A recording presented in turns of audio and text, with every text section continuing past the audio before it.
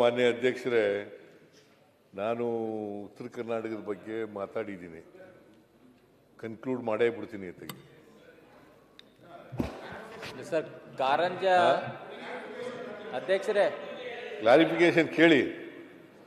It is ಪ್ರಜಾಪ್ರಭುತ್ವದ ವ್ಯವಸ್ಥೆಯಲ್ಲಿ ನಾವು ಹೇಳೋದು, ಸರ್ಕಾರ ಹೇಳೋದು, ನೀವು ಕ್ಲಾರಿಫಿಕೇಶನ್ ಕೇಳೋದು ಮತ್ತೆ ಉತ್ತರ ಹೇಳೋದು ಅವು ಇದ್ದೇ ಇರ್ತದೆ.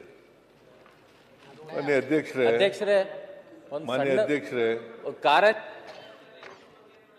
ಮುಖ್ಯಮಂತ್ರಿಗಳು ಅದೊಂದು ಪ್ರಸ್ತಾಪ ಮಾಡಿಲ್ಲ, ವಿನಂತಿ ಮಾಡ್ಕೋತೀನಿ ಸರ್. ಕಳೆದ 5 ವರ್ಷಗಳಲ್ಲಿ ಕೇಂದ್ರದಿಂದ 1.5 ಲಕ್ಷ ಕೋಟಿ ನಷ್ಟ ಆಗಿದೆ ರಾಜ್ಯಕ್ಕೆ. 1.5 ಲಕ್ಷ ಕೋಟಿ ಡೆವಲ್ಯೂಷನ್ನು ಮತ್ತು ಗ್ರ್ಯಾಂಟ್ಸು, ಸೆಂಟ್ರಲ್ ಅಸಿಸ್ಟೆನ್ಸು ಇವೆಲ್ಲ ವಿಶೇಷವಾಗಿ ಕೊಡಬೇಕಾಗಿದ್ದದು. ಆಮೇಲೆ ಮಾನ್ಯ ಅಧ್ಯಕ್ಷರೇ, ನಾವೇನು ತೆರಿಗೆ ಕೊಡ್ತಾ ಇದ್ದೀವಿ, ಎಷ್ಟು ಕೊಡ್ತಾ ಇದ್ದೀವಿ ಅಂದರೆ 4.5 ಲಕ್ಷ ಕೋಟಿ ಒಂದು ವರ್ಷಕ್ಕೆ. 4.5 ಲಕ್ಷ ಕೋಟಿ ನಮಗೆ ಕೊಡ್ತಾ ಇದ್ದೀವಿ. ನಾವು 1 ರೂಪಾಯಿ ಕೊಟ್ಟರೆ ವಾಪಸ್ ಬರೋದು ನಮಗೆ ರಾಜ್ಯಕ್ಕೆ 14-15 ಪೈಸೆ. 14-15 ಪೈಸೆ. 1 ರೂಪಾಯಿನಲ್ಲಿ 14-15 ಪೈಸೆ, 85-86 ಪೈಸೆ ಅವರೇ ಇಟ್ಕೋತಾರೆ. 14-15%. See, this is what going on. ಅದರಿಂದ ಮಾನ್ಯ ಅಧ್ಯಕ್ಷರೇ, ನಾವು ಉತ್ತರ ಕರ್ನಾಟಕಕ್ಕೆ ಯಾವುದೇ ರೀತಿಯಲ್ಲಿ ತಾರತಮ್ಯ ಮಾಡಲ್ಲ.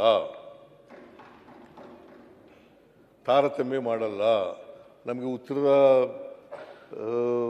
ಜಿಲ್ಲೆಗಳು ಒಂದೇನೆ, ದಕ್ಷಿಣ ಜಿಲ್ಲೆಗಳು ಕೂಡ ಒಂದೇನೆ. ಈ ಭಾಗದಲ್ಲೂ ಕೂಡ ಇಲ್ಲಿ ಕಡಿಮೆ ಇರ್ಬೋದು, ಹಿಂದುಳಿದಿರ್ತಕ್ಕಂಥ ತಾಲೂಕುಗಳು, ಹಿಂದುಳಿದಿರ್ತಕ್ಕಂಥ ಜಿಲ್ಲೆಗಳು ಉತ್ತರ ಕರ್ನಾಟಕದ ಕಡೆ ಜಾಸ್ತಿ ಇದ್ದಾವೆ. ಅದರಿಂದ ಇವನ್ನ ಸರಿಪಡಿಸ್ತಕ್ಕಂಥ ಕೆಲಸವನ್ನು ನಾವು ಮಾಡ್ತೀವಿ. ಅದಕ್ಕೋಸ್ಕರನೇ ಪ್ರೊಫೆಸರ್ ಗೋವಿಂದ ರಾವ್ ಅವರ ಸಮಿತಿಯನ್ನು ಮಾಡಿರ್ತಕ್ಕಂಥದ್ದು. ನಿಮಗೆ ಒಂದು ಉದಾಹರಣೆ ಹೇಳ್ಬಿಡ್ತೀನಿ. ನಾವು ಮನೆಗಳು, ಇವರು ಎಷ್ಟು ಮನೆಗಳು ಕಟ್ಟಿಸಿದ್ದಾರೆ ಇವರು ಅಧಿಕಾರದಲ್ಲಿ, ನಾವು ಎಷ್ಟು ಮನೆಗಳು ಕಟ್ಟಿಸಿದ್ದೀವಿ ಅಂತ. 2013-18ರಲ್ಲಿ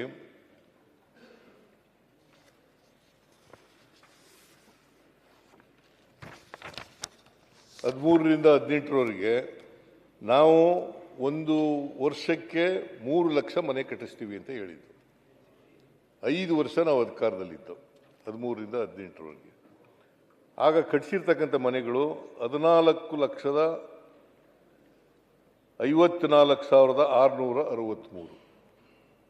14,54,663 5 ವರ್ಷದಲ್ಲಿ.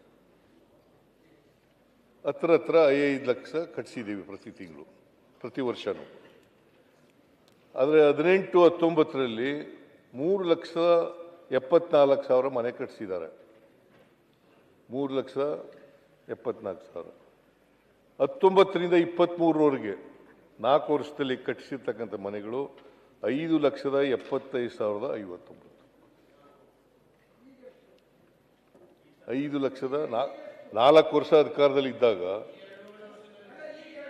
ಈಗ 2.5 ವರ್ಷದಲ್ಲಿ, ಅದು ಹೇಳ್ತೀನಿ, ಈಗ 2.5 ವರ್ಷದಲ್ಲಿ 25-26ರವರೆಗೆ, 23-24ರಿಂದ 25-26ರವರೆಗೆ 4,09,643. ನಾವು ಕೇಳ್ರಿ, ಇಲ್ಲಿ ಒಂದು ಮನೆ ದಾಖಲೆ ಮಾತು ಕ್ಲಾರಿಫಿಕೇಶನ್ ಕೇಳಿ. 1 ಲಕ್ಷ ಮನೆ ಕಟ್ಟಿಸ್ತೀವಿ ಅಂತ ಹೇಳಿದ್ದು. ಅದ್ರ ಕಟ್ಟದೆ ಬಿಟ್ಟವ್ರು ಯಾರು? ನೀವು ಕೊಡ್ಲಿಲ್ಲ, ಕಟ್ಟಲಿಲ್ಲ. ನೀವು ಅಧಿಕಾರದಲ್ಲಿ ಇದ್ರಲ್ಲ, ಅಲ್ಲ ಸರ್, ಆಗ 4 ವರ್ಷ ಇದ್ರಲ್ಲ. ನೀವು 2018 ಬಿಟ್ಟು ಹೋಗ್ಬೇಕಾದ್ರೆ 5,75,000. ನಾವು 5 ವರ್ಷದಲ್ಲಿ ಕಟ್ಟಿರೋದು 14,54,666.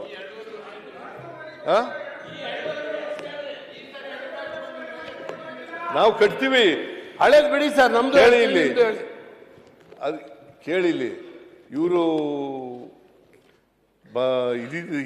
ಇದೆಯಲ್ಲ ಫಲಾನುಭವಿಯಿಂದ ದುಡ್ಡು ತೆಗೆದು ಅದು ಮಾಡಲಿಲ್ಲ. ನೀವು 4 ವರ್ಷ 1 ಲಕ್ಷ ಮನೆ ಕಟ್ಟಿರಬೇಕು ಅಂತ ಹೇಳಿದ್ದು ಬೆಂಗಳೂರು ನಗರದಲ್ಲಿ ಕೊಳಗೇರಿ ಅವರಿಗೆ ಕಟ್ಟಲಿಲ್ಲ.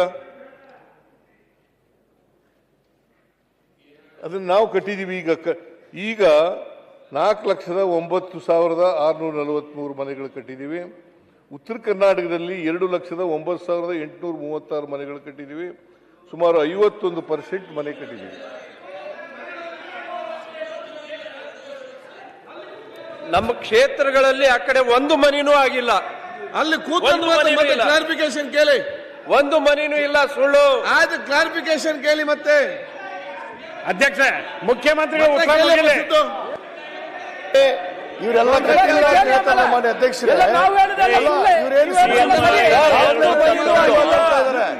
ಜನತೆಗೆ ತಪ್ಪು ಸಂದೇಶ ಕೊಡೋರಿಗೆ ಒಂದು ಮನಿನೂ ಆಗಿಲ್ಲ. ಮನಿ ಕೂಡ 2.5 ಹೇಳ್ಬೋದು.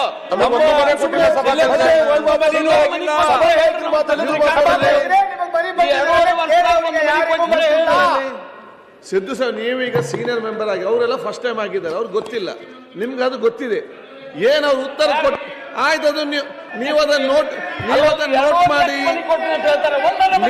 ನೋಟ್ ಮಾಡಿ ಮತ್ತೆ ಕ್ಲಾರಿಫಿಕೇಶನ್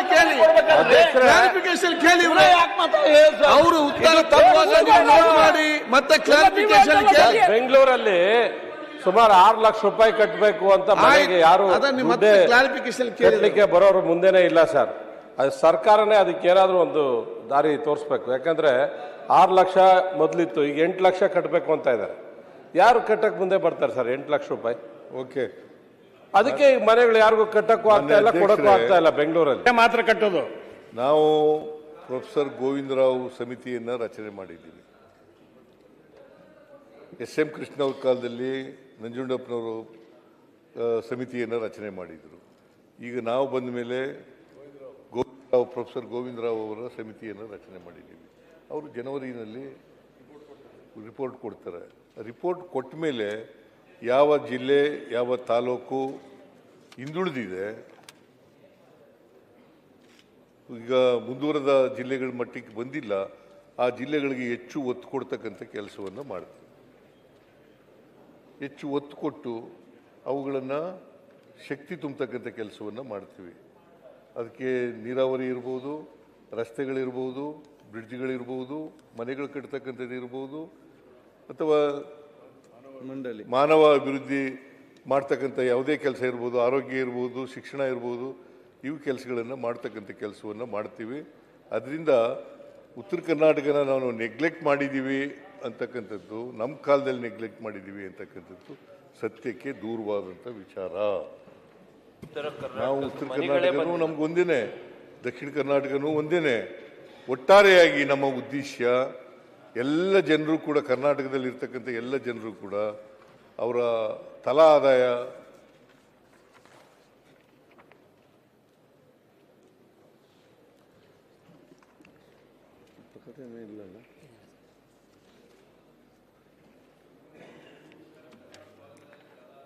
ಅವರ ತಲಾ ಆದಾಯ ಸಮನಾಗಿ ಹೆಚ್ಚು ಕಡಿಮೆ, ಸ್ವಲ್ಪ ಹೆಚ್ಚು ಕಡಿಮೆ ಇರಬೇಕು. ಭಾಳ ಈಗ 7 ಲಕ್ಷ ಚಿಲ್ಲರೆ ಇದೆ ಬೆಂಗಳೂರು ನಗರದಲ್ಲಿ, ಇಲ್ಲಿ 1 ಲಕ್ಷಕ್ಕಿಂತ ಕಡಿಮೆ ಇದೆ. ಆ ಥರ ಇರಬಾರ್ದು ಅನ್ನೋದು ನಮ್ಮ ಉದ್ದೇಶ. ಸಾಧ್ಯವಾದ ಮಟ್ಟಿಗೆ 1 ಲಕ್ಷದ ಒಳಗಡೆ ಇರಲಿಕ್ಕೆ ನಾವು ಮಾಡ್ತಕ್ಕಂಥ ಕೆಲಸವನ್ನು ಮಾಡ್ತೇವೆ ಅಂತಕ್ಕಂಥ ಮಾತುಗಳನ್ನು ಈ ಸಂದರ್ಭದಲ್ಲಿ ಹೇಳಿ,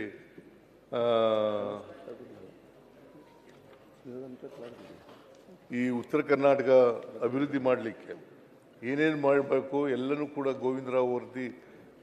ಪ್ರೊಫೆಸರ್ ಗೋವಿಂದರಾವ್ ವರದಿ ಬಂದ ಮೇಲೆ ಅದನ್ನು ಸರಿ ಮಾಡ್ತಕ್ಕಂಥ ಕೆಲಸವನ್ನು ಮಾಡ್ತೇವೆ. ನಾವು ಇಲ್ಲಿವರೆಗೂ ಮಾಡಿದ್ದೇವೆ, ಇನ್ನು ಮುಂದೇನೂ ಕೂಡ ಮಾಡ್ತೇವೆ, ಇನ್ನೂ ಹೆಚ್ಚು ಮಾಡ್ತೀವಿ.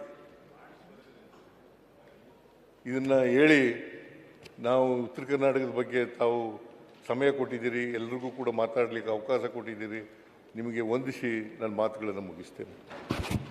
ಸರ್, ಒಂದು ಪ್ರತಿಪಕ್ಷ ನಾಯಕ ಕ್ಲಾರಿಫಿಕೇಶನ್ ಸರ್. ಅವ್ರು ಕೇಳ್ಬಿಡಿ, ಆಮೇಲೆ ಕೇಳಲ್ಲ. ಯತ್ನಾಳ್ ಅವರು ಕೇಳ್ತಾರ. ನಂದೇನಿಲ್ಲ, ಸಣ್ಣದೊಂದು ಕ್ಲಾರಿಫಿಕೇಶನ್ನು. ಮಾನ್ಯ ಮುಖ್ಯಮಂತ್ರಿಗಳು ಕಳೆದ ಬೆಳಗಾವಿ ಅಧಿವೇಶನದಲ್ಲಿ ಒಂದು ಮಾತು ಕೊಟ್ಟಿದ್ದರು. ಈ ವೈನ್ ಮತ್ತು ದ್ರಾಕ್ಷಾ ಮಂಡಳಿಗೆ ವಿಜಯಪುರ ಜಿಲ್ಲೆಗೆ ಈಗಾಗಲೇ ಹಿಂದಿನ ಸರ್ಕಾರ 40 ಕೋಟಿ ಕೊಟ್ಟಿತ್ತು. ನಾನು 100 ಕೋಟಿ ರೂಪಾಯಿ ಬಜೆಟ್ನಲ್ಲಿ ಇಡ್ತೀನಿ ಅಂದಿದ್ರು, ಹೋದ ಸಲ ಇಟ್ಟಿಲ್ಲ. ದಯವಿಟ್ಟು ಅದನ್ನು ಅವರಾಗೆ ಹೇಳಿದರು, ಅವರಾಗೆ ತಾವು ಎತ್ನಾಡ್ರೆ 100 ಕೋಟಿ ರೂಪಾಯಿ ಕೊಡ್ತೀನಿ ಅಂದಿದ್ರು. ಅದಕ್ಕೆ ಮಾನ್ಯ ಮುಖ್ಯಮಂತ್ರಿಗಳಲ್ಲಿ ನಾವು ವಿನಂತಿ ಮಾಡ್ಕೋತೀನಿ, ಆ 100 ಕೋಟಿ ರೂಪಾಯಿ ಬಿಜಾಪುರದ ವೈನ್ ಮತ್ತು ದ್ರಾಕ್ಷಾ ಮಂಡಳಿಗೆ ಹಣ ಬಿಡುಗಡೆ ಮಾಡಬೇಕಂತ ಕೇಳ್ಕೊತೀನಿ. ಅಧ್ಯಕ್ಷರೇ, ಸನ್ಮಾನ್ಯ ಮುಖ್ಯಮಂತ್ರಿಗಳು ಮಾತಾಡೋಂಥ ಸಂದರ್ಭದಲ್ಲಿ ಬೆಂಗಳೂರು ಮನೆಗಳ ಬಗ್ಗೆ ಮಾತಾಡ್ತಾ ಇದ್ರು. ಅಲ್ಲಿ ಈಗ ಕನ್ಸ್ಟ್ರಕ್ಷನ್ ಕಾಸ್ಟ್ ಜಾಸ್ತಿ ಆಗಿದೆ ಅಧ್ಯಕ್ಷರೇ. ಮತ್ತು ಮನೆ ಕಟ್ಟೋದಕ್ಕೆ ಈಗ 8-8.5 ಲಕ್ಷ ರೂಪಾಯಿ ಕಟ್ಟಲಿಕ್ಕೆ ಹೇಳ್ತಾ ಇದ್ದಾರೆ. ಮತ್ತು ಆ ಮನೆ ಎಲ್ಲೋ ಕನಕಪುರ ರೋಡಲ್ಲಿ ಇರ್ತದೆ. ಅದೇ ಅಷ್ಟೇ, ಅದನ್ನೇ ಕ್ಲಾರಿಫಿಕೇಶನ್. ಅದು ಕಡಿಮೆ ಆಗಬೇಕು, ಮತ್ತೆ ಸರ್ಕಾರ ಸ್ವಲ್ಪ ಇನ್ನೂ ಜಾಸ್ತಿ ದುಡ್ಡು 8.5 ಲಕ್ಷ ರೂಪಾಯಿ ಕಟ್ಟೋ ಶಕ್ತಿ ಅವ್ನು ಯಾರಿಗೂ ಇಲ್ಲ. ಸನ್ಮಾನ್ಯ ಮುಖ್ಯಮಂತ್ರಿಗಳಲ್ಲಿ ಮನವಿ ಮಾಡೋದು 13 ಲಕ್ಷ ಮಾಡಿದ್ದಾರೆ. ಚರ್ಚೆ ಮಾಡಬೇಕು. 8.5 ಲಕ್ಷ ಇದ್ದಿದ್ದು ಈಗ 13.5 ಲಕ್ಷ ಮಾಡಿದ್ದಾರೆ ಸರ್. ಅದನ್ನ ಕಡಿಮೆ ಮಾಡಬೇಕು, ಇಲ್ಲಾಂದ್ರೆ ಯಾರು ಮನೆ ತಗೊಳಕ್ ಮುಂದೆ ಬರಲ್ಲ. ಮತ್ತೆ ಮನೆ ಇರೋದು ಎಲ್ಲೋ ಕನಕಪುರ ರೋಡಲ್ಲಿ ಕಟ್ತಾರೆ, ಆನೆಕಲ್ಲಲ್ಲಿ ಕಟ್ತಾ ಇದ್ದಾರೆ, ಯಾರು ಹೋಗ್ತಾರೆ ಅಧ್ಯಕ್ಷರೇ? ಅದಕ್ಕೆ ಮುಖ್ಯಮಂತ್ರಿಗಳು ಅದ್ರ ಬಗ್ಗೆ ಸ್ವಲ್ಪ ಯೋಚನೆ ಮಾಡಿ ಯಾರು ಮನೆ ತಗೊಳಕ್ ಮುಂದೆ ಬರಲ್ಲ ಅಂತ ಹೇಳಿದ್ರೆ ನೀವು ಸ್ವಲ್ಪ ಮಾತ್ರ. ಮಾನ್ಯ ಅಧ್ಯಕ್ಷರೇ, ತಮ್ಮ ಮೂಲಕ ನಾನು ಮಾನ್ಯ ಮುಖ್ಯಮಂತ್ರಿಗಳಿಗೆ ವಿನಂತಿ ಮಾಡ್ಕೋತೀನಿ. ಅವರು ಉತ್ತರ ಕರ್ನಾಟಕ ಬಗ್ಗೆ ಮಾತಾಡುವಾಗ ಕಾರಂಜ ನಿರಾಶ್ರಿತರ ಬಗ್ಗೆ ಏನು ಹೇಳಿಲ್ಲ. ಯಾಕಂದ್ರೆ ಸುಮಾರು 880 ದಿನ ಅವರು ಅಹೋರಾತ್ರಿ ಧರಣಿ ಮಾಡಿದಾಗ ಏಪ್ರಿಲ್ 2025 ಒಂದು ಹೈಪವರ್ ಕಮಿಟಿ ರಚನೆ ಆಯಿತು ಡಿವಿಷನಲ್ ಕಮಿಷನರ್ ನೇತೃತ್ವದಲ್ಲಿ. 3 ತಿಂಗಳಲ್ಲಿ ವರದಿ ಕೊಡ್ತೀನಿ ಅಂತಂದಿರ ಅಧ್ಯಕ್ಷರೇ, ಇನ್ನು ವರದಿ ಕೊಟ್ಟಿಲ್ಲ. ಏನಾಗಬೇಕೀಗ ಅದಕ್ಕೆ ಅದ್ರ ಬಗ್ಗೆ ಇದರ ಉಲ್ಲೇಖ ಮಾಡಿಲ್ಲ. ಅವ್ರು ಯಾವಾಗ ಪೇಮೆಂಟ್ ಮಾಡ್ತೀರಿ ಅದ್ರ ಬಗ್ಗೆ ದಯವಿಟ್ಟು ಅದ್ರ ಬಗ್ಗೆ ಉಲ್ಲೇಖ ಮಾಡ್ಬೇಕಂತ ಮಾನ್ಯ ಮುಖ್ಯಮಂತ್ರಿಗಳು ವಿನಂತಿ ಮಾಡ್ಕೋತೀನಿ. ಮಾನ್ಯ ಮುಖ್ಯಮಂತ್ರಿಗಳು ಬೆಂಗಳೂರಿನಲ್ಲಿ 1 ಲಕ್ಷ ಮನೆಗಳನ್ನ ಕೊಟ್ಟಿದ್ದೀರಿ ಅಂತ ಹೇಳಿದ್ರು. ನನ್ನ ಕ್ಷೇತ್ರದಲ್ಲಿ ವಿ ಸೋಮಣ್ಣವರಿದ್ದಾಗ ಪ್ರಾರಂಭ ಮಾಡಿದಂತ 1,000 ಮನೆಗಳು 2.5 ವರ್ಷ ಆಯ್ತು, ಇನ್ನೂ ಫಿನಿಶ್ ಆಗಿಲ್ಲ. ನಾವೆಲ್ಲ ಬೆಂಗಳೂರಿನ ಶಾಸಕರು ಒಂದ್ಸಾರಿ ಹೋಗಿ ಮುಖ್ಯಮಂತ್ರಿಗಳ ಹತ್ರ 12,000 ಮನೆಗೆ 1 ಲಕ್ಷ ಕಮ್ಮಿ ಮಾಡಿ ಅಂತ ವಿನಂತಿ ಮಾಡಿದ್ರೆ ಕಮ್ಮಿ ಮಾಡಿದ್ರು. ಉಳಿದವ್ರಿಗೆ 3.5 ಲಕ್ಷ 4 ಲಕ್ಷ ಜಾಸ್ತಿ ಮಾಡ್ಬಿಟ್ಟು 8.5 ಲಕ್ಷ ಇದ್ದಿದ್ದ ಮನೆ ಬಡವರಿಗೆ ಕೊಡ್ತಿದ್ ಮನೆ ಕೇಂದ್ರ ಸರ್ಕಾರ ರಾಜ್ಯ ಸರ್ಕಾರದ್ದು ಮತ್ತೆ ಫಲಾನುಭವಿಗಳೆಲ್ಲ ಸೇರಿ 8.5 ಲಕ್ಷ ಇದ್ದಿದ್ದಕ್ಕೆ ಇವತ್ತು 13.5 ಲಕ್ಷ ಕಟ್ಟಬೇಕು. 1 ಬೆಡ್ರೂಮ್ ಅದಕ್ಕೆ ಕೇಳಿ ನೀವು ಅಧ್ಯಕ್ಷ ನಮ್ಮಲ್ಲಿರತಕ್ಕಂತ ಮನೆಗಳನ್ನ ಆದಷ್ಟು ಬೇಗ ಫಿನಿಶ್ ಆದ್ರೂ ಮಾಡಕ್ ಹೇಳಿ. ವಸತಿ ಸಚಿವರು ಇಲ್ಲ, ನಾನು 16 ಸಾರಿ ಬೇಡಿದ್ದೀನಿ. ಬಜೆಟ್ ಅಲ್ಲಿ 1 ಲಕ್ಷ ಕೊಟ್ಟಿದ್ದೀನಿ ಅಂತ ಹೇಳ್ತಾರೆ, ಇದರಲ್ಲಿ 1 ಲಕ್ಷ ಮನೆ ಕೊಟ್ಟಿದ್ದೀನಿ ಅಂತ ಹೇಳ್ತಾರೆ. ಎಲ್ಲಿ ಕೊಟ್ಟಿದ್ದಾರೆ ಅಂತ ಆದ್ರೂ ಹೇಳಿ. ಮಾನ್ಯ ಅಧ್ಯಕ್ಷರೇ, ನಾವೆಲ್ಲ ಪಕ್ಷಾತೀತವಾಗಿ ಕಲ್ಯಾಣ ಕರ್ನಾಟಕ ಹೆಂಗ 371 ಜೆ ಪ್ರಕಾರ ಅಭಿವೃದ್ಧಿ ಮಂಡಳ ರಚನೆ ಮಾಡಿ ಅನುದಾನ ಕೊಡ್ತಿದ್ರಲ್ಲ, ನಮ್ಮ ಕಿತ್ತೂರು ಕರ್ನಾಟಕಕ್ಕೂ ಸಹಿತ ಸಾಕಷ್ಟು ಹಿಂದುಳಿದ ಕ್ಷೇತ್ರಗಳ ತಾಲೂಕುಗಳದಾವ. ಹೆಚ್ಚುವರಿ ಕೊಡತ್ ಹೇಳಿದ್ವಿ, ಅದ್ರ ಉತ್ತರ ಕೊಡ್ಲಿಲ್ಲ. ಎರಡನೇದಾಗಿ ನಮ್ಮ MLFM ಯಡಿಯೂರಪ್ಪ ಜಾಸ್ತಿ ಮಾಡಿದಾಗ 14-15 ವರ್ಷ ಆಯ್ತು, ಇಲ್ಲಿವರೆಗೆ ಮಾಡಿಲ್ಲ. ಅದನ್ನ 5 ಕೋಟಿ ರೂಪಾಯಿ ಮಾಡ್ರಿ ಅಂತ ನಾವು ಬೇಡಿಕೆ ಇಟ್ಟಿದ್ದೀವಿ, ಅದನ್ನೂ ಸಹಿತ ಮಾಡಿಲ್ಲ. ಮಾನ್ಯ ಅಧ್ಯಕ್ಷರೇ, ಈ ಮನೆಗಳ ಬಗ್ಗೆ ಹೇಳಿದ್ರೆ ಉತ್ತರ ಕರ್ನಾಟಕದ ನಾವು 2.5 ಲಕ್ಷ ಮನೆ ಕೊಟ್ಟಿವತ್ತು. ನಮ್ಮ ಕ್ಷೇತ್ರಗಳಿಗೆ ಒಂದೇ ಒಂದು ಸಿಂಗಲ್ ಮನಿ 2.5 ವರ್ಷದಾಗ ಬಂದಿಲ್ಲ. ಅದನ್ನ ತಾರತಮ್ಯವನ್ನ ಸರಿಪಡಿಸಲಂತ ಅದಕ್ಕೆ ಉತ್ತರ ಕೊಡ್ಬೇಕನ್ನುವಂತ ಮಾನ್ಯ ಮುಖ್ಯಮಂತ್ರಿಗಳಲ್ಲಿ ವಿನಂತಿ ಮಾಡ್ಕೊಳ್ತೀನಿ. ಮತ್ತು ನಮಗೆ ಅರ್ಥ ಆಗವಲ್ಲ ಮಾನ್ಯ ಅಧ್ಯಕ್ಷ, ಯಾರು ತಾರತಮ್ಯ ಮಾಡ್ತಾರ ನಮಗೆ ಅದಕ್ಕೆ ಒಂದು ಲೆಕ್ಕ ಕೊಟ್ಟು ಬಿಡ್ರಿ. ಮನಮೋಹನ್ ಸಿಂಗ್ 10 ವರ್ಷ ಇದ್ದಾಗ ಅಲ್ಲ ಕ್ಲಾರಿಫಿಕೇಶನ್ ಏನು ರಾಜ್ಯಕ್ಕೆ ಎಷ್ಟು ಅನುದಾನ ಹರಿದು ಬತ್ತು, ಮೋದಿ ಅವರ 11 ವರ್ಷದಾಗ ಎಷ್ಟು ಹರಿದು ಬಂದದ ಅಂಕಿ ಸಂಖ್ಯೆ ಕೊಟ್ರೆ ನಮಗೆ ತಪ್ಪೈತೆ ಅನ್ನೋದು ಗೊತ್ತಾಗತ್ತೆ. ಮತ್ತು ಆಲಮಟ್ಟಿ 13ರಿಂದ 18 ವರ್ಷ ತಕ ಅವರದಾರ ಸಂಗಮನಾಥ್ ಮೇಲೆ ಆಣಿ ಮಾಡಿ ಬಂದಿದ್ರು. ಪ್ರತಿ ವರ್ಷ 10,000 ಕೋಟಿ ರೂಪಾಯಿ ಖರ್ಚು ಮಾಡ್ತಾನ ಮುಖ್ಯಮಂತ್ರಿ. ನಮಗೆ 13ರಿಂದ 18 ಒಳಗೆ ಪ್ರತಿ ವರ್ಷ ಎಷ್ಟು ಖರ್ಚು ಮಾಡಿ ಅನ್ನುವಂಥದ್ದನ್ನ ಒಟ್ಟಾಗಿ ಕೊಡ್ಲಿ. ಮಾಹಿತಿ ರೈಟಿಂಗ್ ಕೊಟ್ರೆ ಫೈನಾನ್ಸ್ ಡಿಪಾರ್ಟ್ಮೆಂಟ್ ಏನ್ ಬೇಕಾದ್ರೂ ಕೊಡ್ತಾರೆ. ರೈಟಿಂಗ್ ಅಲ್ಲಿ ಇಲ್ಲಿ ಕೇಳ್ಬೇಕಾ ಶಿವಲಿಂಗೌಡ್ರೆ? ಅದನ್ನ ಹೇಳಿ ಅಧ್ಯಕ್ಷ ನಿಮಿಷ ನೀನ್ ಸುಮ್ಮನೆ ಕೂತ್ಕೊಂಬ. ನೀ ಏನ್ ಗೊತ್ತಿಲ್ಲ ಇಲ್ಲಿ ಸುಮ್ಮನೆ ಅಧ್ಯಕ್ಷರೇ ಹೇಳಿ ಕೂತ್ಕೊಂಡು ಹೇಳಿದ್ರೆ ಶಿವಲಿಂಗೌಡ್ರೆ